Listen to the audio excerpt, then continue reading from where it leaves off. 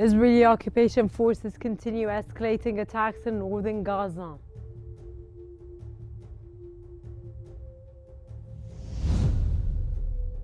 Lebanese caretaker Prime Minister Naguib Mikati denounces the attack on the UNIFIL peacekeeping force in southern Lebanon.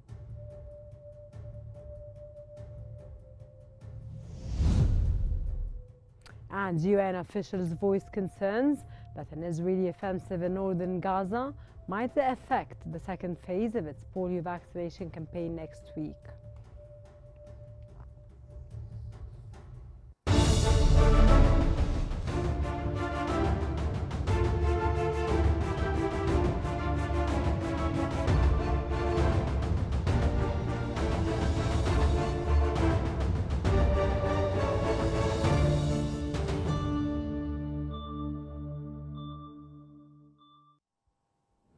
You're now watching Qnews. Let's start our bulletin with the latest developments in Lebanon.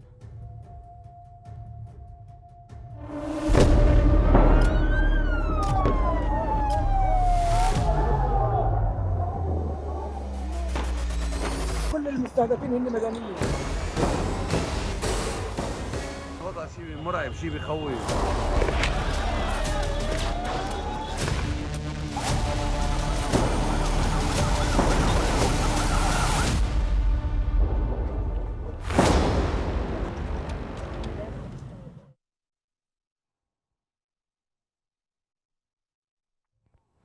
Israeli airstrikes have killed 22 people and injured more than 100 others in central Beirut.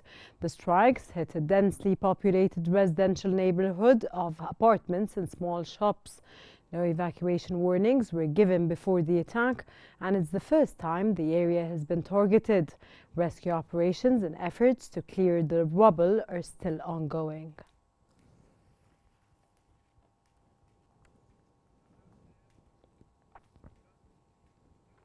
Lebanese caretaker Prime Minister Naguib Mikati has denounced what he said was an attack on the UNIFIL peacekeeping force in southern Lebanon as a crime.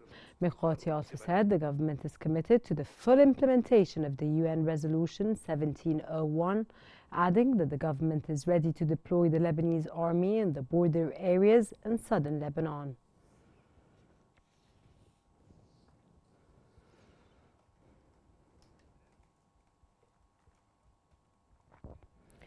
Thick smoke has risen over southern Lebanon as Israeli occupation forces intensify their strikes in the region.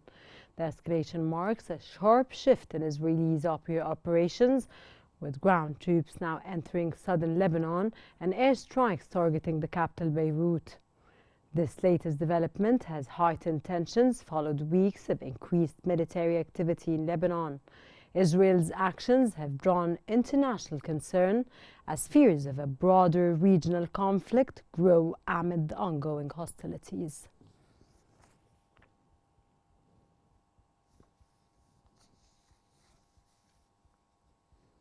UN Deputy Spokesperson Farhan Haq has reiterated that UN premises have inviolable following repeated attacks on UN peacekeepers' headquarters and nearby positions in southern Lebanon.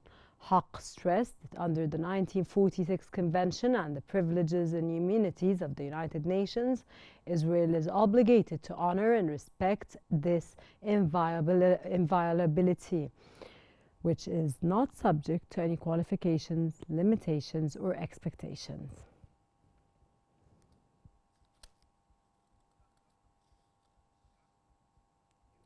Israel has expanded its offensive in Lebanon, now targeting central Beirut, resulting in significant casualties.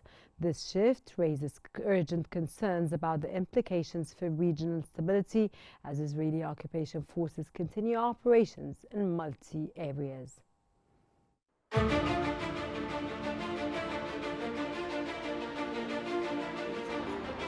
In a significant shift from targeting the southern suburbs, Israel has launched an attack on central Beirut, resulting in the deaths of nearly 22 people and the injuries of over 100 others, marking the deadliest assault in the city since October 8, 2023. This is the third time Israel has conducted airstrikes outside the Dahaya suburb, where it has repeatedly targeted residential buildings in two densely populated neighborhoods in Bashura without issuing prior warnings. Israel's incursion into Lebanon began on September 23rd with intensive aerial bombardments across various regions, including the south, the Bekaa Valley, and Dahaya in the southern suburbs of Beirut. As Israeli occupation forces continue their operations in Lebanon and Gaza, Prime Minister Benjamin Netanyahu and his cabinet remain uncertain about Iran's potential response. This ambiguity raises questions about whether there are divisions within Netanyahu's government or whether they are strategically biding their time. Amid rising tensions, concerns grow among the United States and European countries that an Israeli attack on Iran could ignite a region-wide conflict.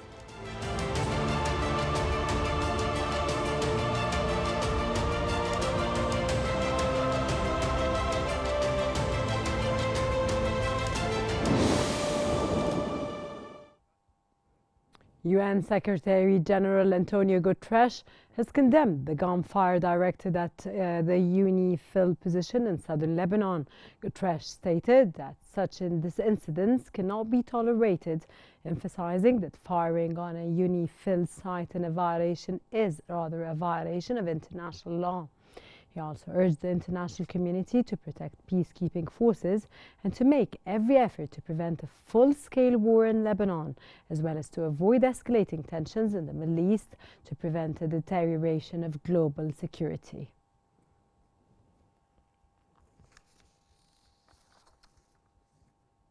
U.S. Vice President and Democratic presidential candidate Kamala Harris has called for a de-escalation in the Middle East. She stated that a ceasefire in Lebanon and Gaza is necessary and that the United States is working around the clock to achieve that goal.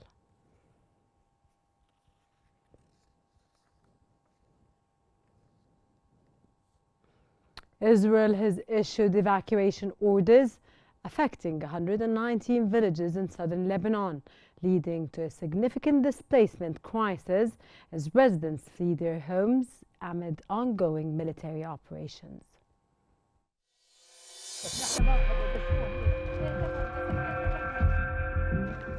The Israeli occupation forces have issued 6 evacuation orders impacting 119 villages in southern Lebanon and the Nabatea region. This has intensified the displacement of Lebanese residents, particularly in southern areas where they are urged to leave their homes and not return, as Israel reportedly continues its campaign against Hezbollah with complete disregard for civilian lives. In addition to the village evacuations, the occupation military has ordered the evacuation of the coastline from the Auli River in Sidon district to Nakura city, prohibiting the use of boats for fishing or any other purposes. Maps indicate that the Israeli military aims to clear areas in the Tyre district, extending from the city of Tyre eastward to Marjayun, affecting villages located within the area. The evacuation also includes most border villages such as Aitarun, Marun al-Ras, and Yarun, moving westward through Bint Jbeil and Al-Tiri. As a result, 6 regions have seen a significant number of residents displaced, with approximately 1/4 of Lebanese territory now under Israeli evacuation orders. Coastal and mountainous areas have become primary refugee points for those fleeing the Israeli airstrikes targeting southern Lebanon. The military's tactics are forcing the remaining residents to move northward by over 60 kilometers, leading to one of the largest displacement operations in Lebanon since the fighting began. This ongoing crisis exacerbates the suffering in Lebanon as bombardments continue, and as the search for safe havens persists across the nation.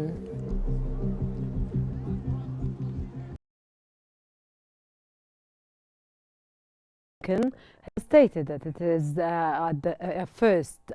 firstly up to the Lebanese people to determine the future of the country. Speaking in the capital after attending the ASEAN East Asia Summit, Blinken reiterated Washington's commitment to diplomacy in addressing the situation. However, he emphasized that the fundamental decisions on how to proceed belongs only to the Lebanese people. Were important understandings that are in The International Organization for Migration is calling for increased international support to assist in evacuating the rising number of stranded migrants in Lebanon. The country hosts at least 177,000 migrant workers. As Israeli strikes intensify, many are struggling to find safety. Numerous foreign workers have been left homeless, abandoned by their employers, and turned away from local shelters, prioritizing displaced Lebanese nationals. I will say there are existing resource needs when we are evacuating people.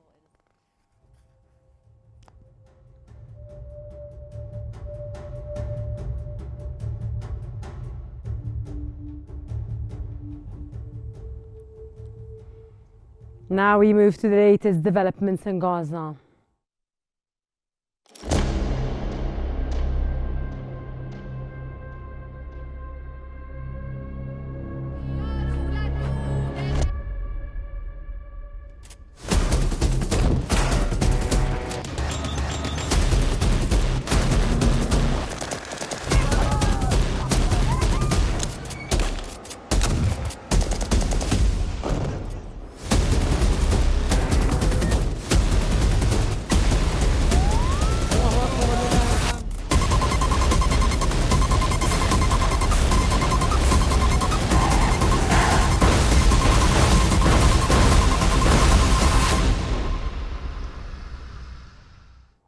At least 42,126 people have been killed and 98,117 have been wounded in Israeli occupation attacks on Gaza since last October. Gaza's health ministry added that 61 Palestinians were killed and 231 others were wounded in the latest 24 hours reporting period, with thousands still missing under the rubble and scattered on the roads.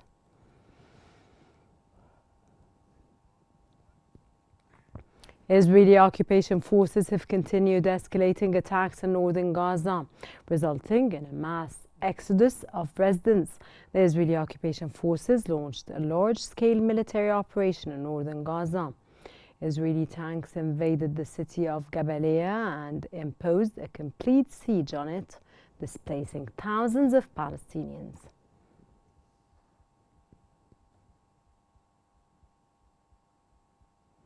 According to the United Nations Children's Fund UNICEF, a new round of polio vaccinations in the Gaza Strip is set to begin on October the 14th. The second round of polio vaccination will start on October 14, aiming vaccinating around 590,000 children under 10. This follows what the World Health Organization reported was a great success in the first round of vaccination effort in Gaza, which concluded in mid-September and vaccinated around 560,000 children under 10 years old.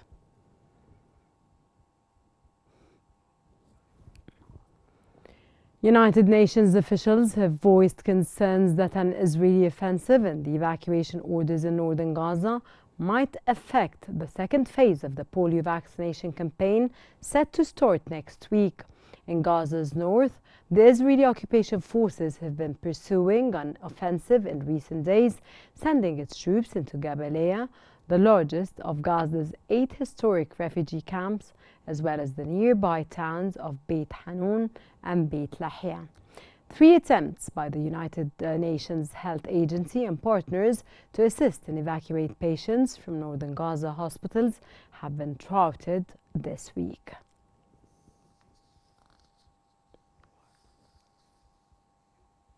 UNRWA chief has said most Palestinian refugees living in camps in southern Lebanon or near Beirut have fled following escalating Israeli strikes.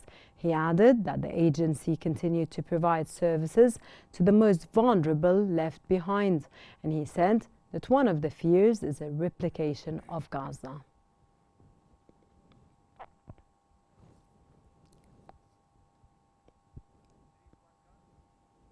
For more analysis, we now move to Hela in our newsroom. Hela? Thank you very much, Rana. And for further analysis on the escalating tensions in Gaza and Lebanon, we're joined by Amjad Shawa, director of the Palestinian NGO network. Good day to you, Mr. Shawa. And I'd like to know from you, will the international stance towards Israel change in the upcoming period following the targeting of UNIFIL forces in southern Lebanon?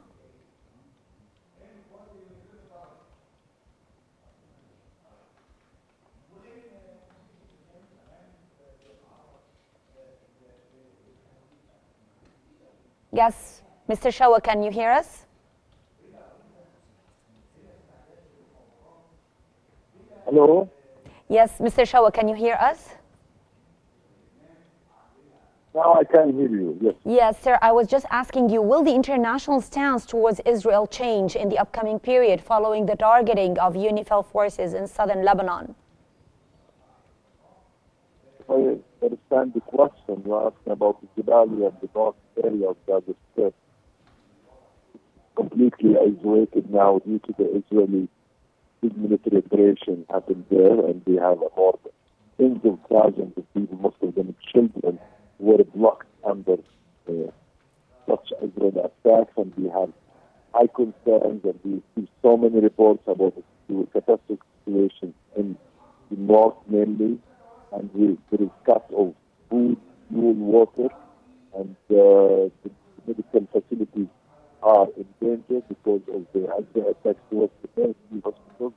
And we have concerns about the lives of patients still in the ICU units inside these hospitals. We have tens of children who were injured in the last few days, and they are staying in these hospitals. So until now, there is a refuse to evacuate these children.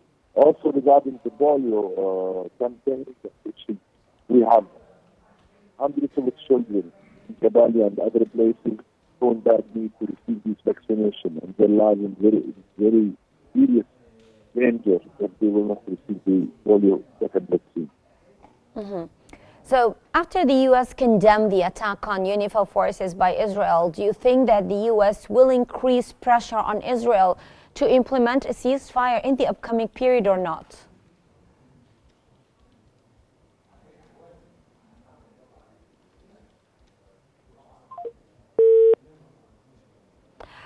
I think we lost contact with our guest today, Mr. Amjad Shawa, director of the Palestinian NGO network. Now back again to you, Rana. Thank you so much, Helen. We move on with the news bulletin, where the United Nations Office for the Coordination of Humanitarian Affairs Deputy Chief has declared that Gaza is the most dangerous place where the United Nations works, with at least 300 humanitarian workers killed in the past year. He noted that essential conditions for effective aid operations are severely lacking or entirely absent. Additionally, he mentioned that teams from the OSHA and the World Health Organization were unable to reach Kamal Adwan Hospital despite having received a green light from the Israeli occupation forces.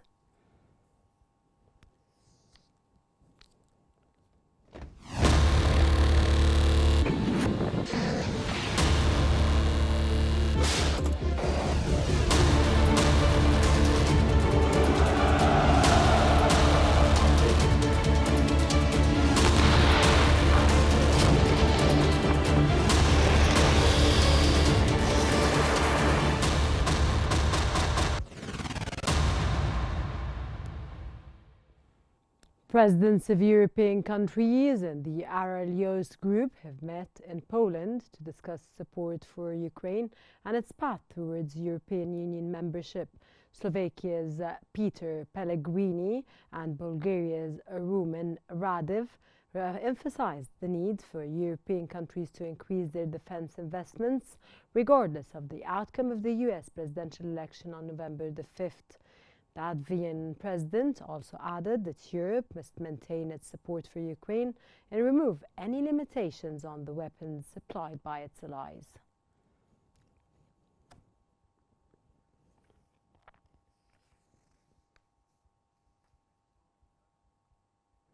German Chancellor Olaf Scholz has announced a €1.4 billion military aid package for Ukraine by the end of 2024.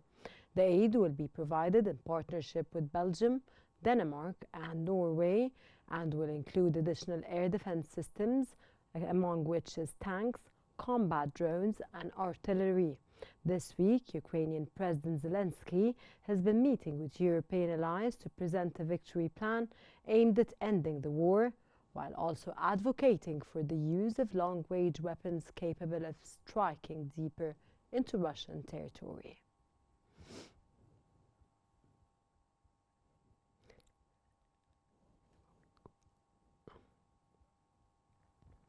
French President Emmanuel Macron has announced that work is ongoing regarding military supplies for Ukraine. The statement followed a meeting in Paris with Ukrainian President Zelensky. Macron's decision with Zelensky came after the Ukrainian leader met earlier with NATO Chief Mark Rutte and British Prime Minister Keir Starmer. They discussed Zelensky's proposed victory plan and the possibility of Ukraine using Western missiles against targets in Russia. Zelensky expressed his gratitude to France for its support to Ukraine during the conflict with Russia, which began in February of the year 2022. Toyota announced its return to Formula One after 15 years, partnering with US team Haas for technical and manufacturing support.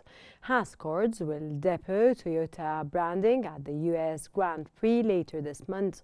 Toyota chairman expressed his passion for the sport, while Haas team principal hailed the collaboration as mutually beneficial. Haas also signed Esteban Ocon to race alongside Oliver Bierman next season.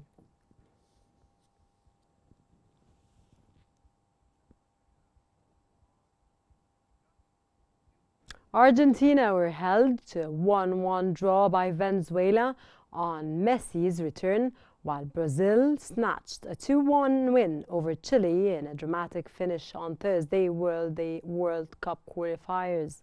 Messi helped set up Argentina's opener, but Venezuela equalized through Salomon Rondon.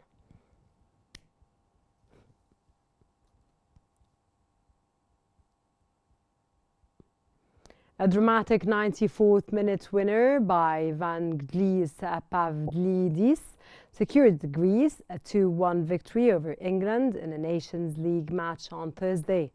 The game was marked by an emotional tribute to Greek player George Bladok, who passed away the day before. Pavlidis scored twice, including the late goal, while England's Jude Bellingham netted an equaliser. Greece now leads Group B2 with 9 points.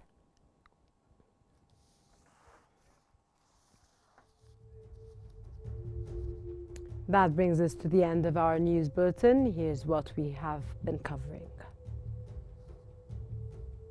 Israeli occupation forces continue escalating attacks in northern Gaza.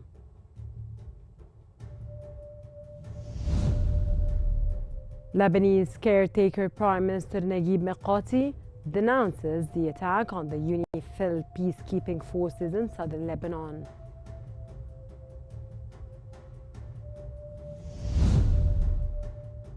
And UN officials voiced concern that an Israeli offensive in northern Gaza might affect the second phase of its polio vaccination campaign next week.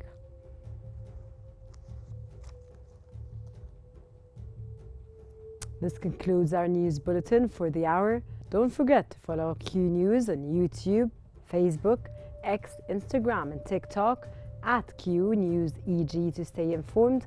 For real-time updates, connect with us on the UMS digital platform.